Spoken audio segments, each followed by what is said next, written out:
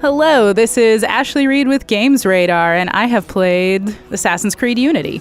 And this is Lorenzo Valoria, and I have not. We didn't actually do the review. That was Luis Blaine, one of our people over in the UK. But we have got a chance to look at it ourselves, and we've had a chance to talk with her, look at her review. So so I got a few questions for you, Ashley, since you've been playing through the game a little bit more. Mm-hmm. So what's Assassin's Creed Unity all about? Like, what's the setting, and who are you this time? So Assassin's Creed Unity is set in revolutionary Paris, which I think most people picked up from the excessively gory French Revolution trailers and everything.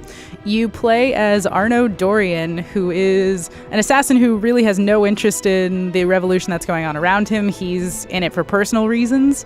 So his tale is a tale of revenge that's centered amongst this revolution that's going on. So you don't get some of the problems that have happened in previous games where it's so centered on the historical aspects that it feels like the assassins kind of did everything, which was kind of dumb. And here's the revolution, this is what's going on. You get a lot of that context, but you also get a character-driven story, which works really well for this game. Okay, cool. So with the Assassin's Creed, there's always the massive world and a huge place to explore. So what were your impressions with like Paris and all the cityscapes this time? You're not in this open ocean like you were in AC4, so it's kind of back to the roots a little bit.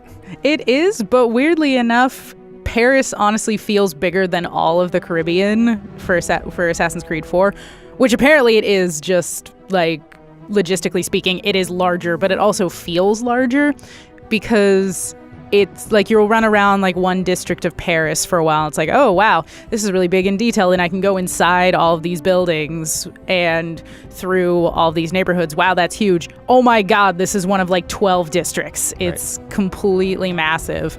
And it's all really, really detailed. You have all these really interesting setups. You don't have kind of that same city issue that you ran into with some of the other Assassin's Creed games. It's all really varied, and you get those huge, well-known landmarks like Notre Dame. You don't have the Eiffel Tower because that wasn't built yet, but you get some of the things that are really recognizable, and they make a big point of that when you do your synchronizations. They don't just do like the little spin around anymore. It's like whoosh, like for 2 miles all the way around. So you get a big look at this big, huge space. Yeah, and when I was starting off, I pulled up my map and I noticed all these little icons popping up on my map as I was going to the synchronization points. Can you talk a little bit about like what the side quests are like, and is it more of the same kind of stuff where you're walking around eavesdropping on people and tailing a bunch of guys and then executing them? Like, how have they changed that in Unity? Thank God, no. Some of the side quests that people liked the least have been removed, and I guess you would also call those parts of the main assassination missions where you had to do things like tailing and eavesdropping. There is a little bit of eavesdropping, but it's been scaled back to be a lot more simple. It's literally just hide in this place, listen, and that'll be just part of the side quests, not like the bulk of it. And tailing is virtually gone. Like I have not run into a tailing mission yet, thank goodness, because I know that was one of the least favorite things. And those have since been replaced by kind of more complex side missions. There are things where it's like, go kill this person for me, but they're really complex because it's more like, hey, go complete this task and then kill that person. Like one I ran into was, this woman said, okay, this person stole these 3 heads from me. Go find the heads and then kill that guy.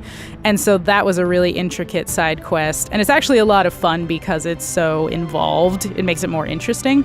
And then you get things like murder mysteries where you have to track down a murderer, obviously, or Nostradamus riddles where you try to figure out the answer to this trick. And even though they can take up a little bit more time, they're a lot more fun and a lot more thoughtful than some of the previous side missions have been. Yeah, and there's side quests and all the other missions and stuff, and you could do all that with co-op buddies this time, right?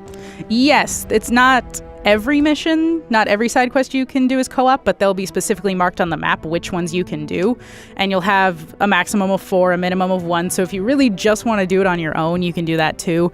But you can also do it with, like I said, up to 4 friends, which can be really interesting because you're all customized differently according to how you've been leveling Arno up. So you'll benefit in different ways, and then you can work as a team and bring in all of your strengths together to accomplish this mission, which is really cool and really different for the Assassin's Creed universe, and they accomplished it really well.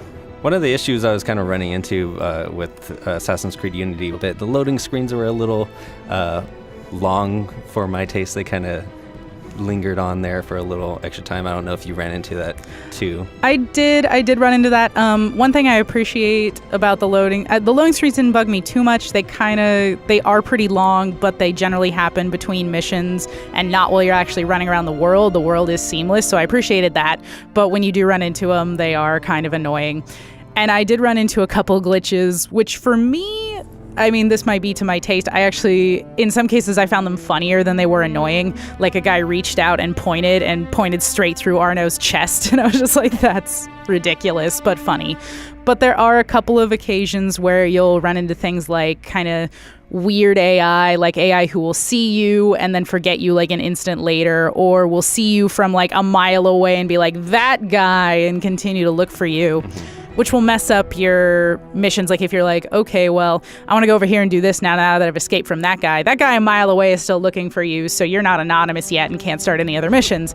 And that kind of stuff gets annoying. It doesn't feel completely polished. Right. But I think overall you can get through it, and it'll depend on your level of tolerance for that kind of thing. Yeah, one thing I think they did polish up a little bit was the free running. So before in other AC games, you'd accidentally run up a wall and then jump off of it and just screw up your whole path.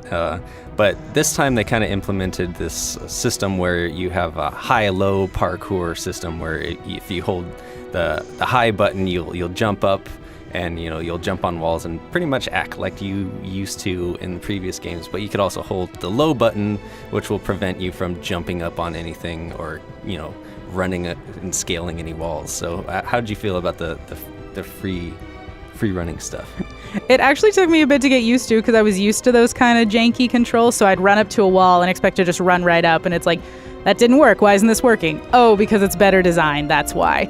So you do have a setup that makes it more controlled when you want to climb a wall. It's like, okay, I want to climb that wall, and it knows, yes, this is what I want to do. So that's better done. The free running, you don't just suddenly like juke to the right and just like jump off a roof. You don't run into that trouble.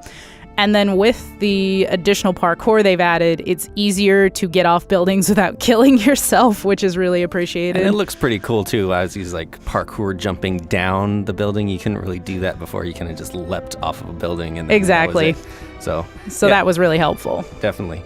Last thing I think we should touch on is the combat. They've switched it around a little bit more. They've changed it so that it's not so easy to just take out a whole crowd of guards.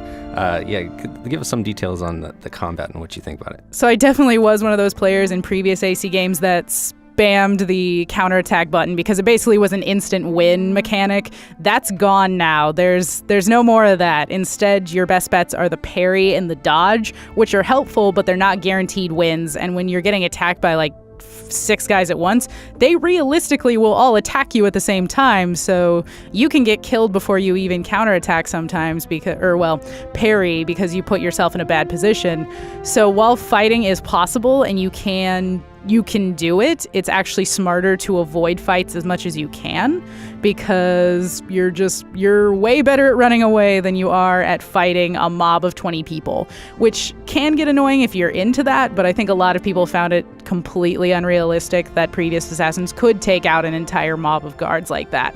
So I think that's going to be overall an appreciated addition to this. Cool. So what were your overall thoughts on the game, and what did we score it? I think overall the game is a really solid addition to the series. There are a couple of issues with just some lack of polish, some lack of optimization that some people are going to find pretty annoying. But overall, it's a really solid title. It adds a lot to the series, and it gets rid of some things that people have hated for a long time. So overall, I think a very strong presentation, and it shows that the series can only get better from here. We scored Assassin's Creed Unity a 4 out of 5. For the full Assassin's Creed Unity review, check us out at gamesradar.com or subscribe to our YouTube channel for even more reviews.